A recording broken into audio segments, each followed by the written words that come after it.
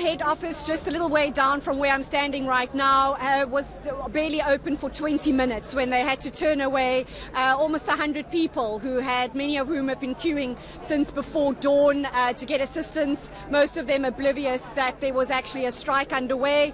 My understanding is that at the harbour and the airport there are limited operations ongoing, but it hasn't been brought to a total standstill. But certainly the offices that service the ordinary man on the street, if you will, have all been shut down today. And as far as you've been told up until lunchtime today, the status of the strike itself, do we know?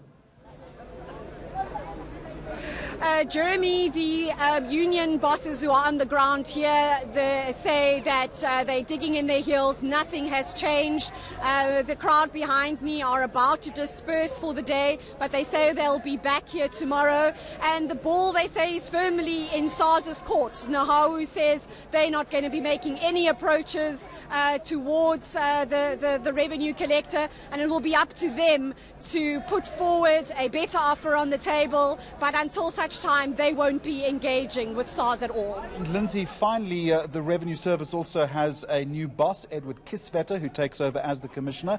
I'm assuming that you've had an opportunity to talk to some employers about their new boss.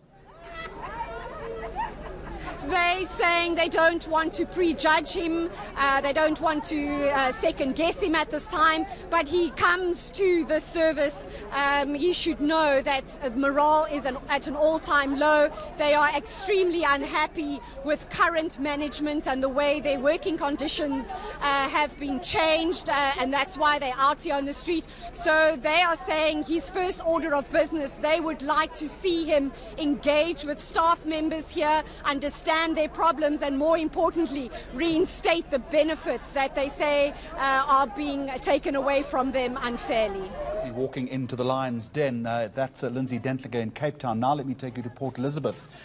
In the city, those with tax queries are being turned away today due to the strike. Offices in the city are closed, as reporter Sandy McCowan tells us. Customers were shocked to find the doors to the SARS office in Port Elizabeth closed. Security informed them that no employees arrived for work.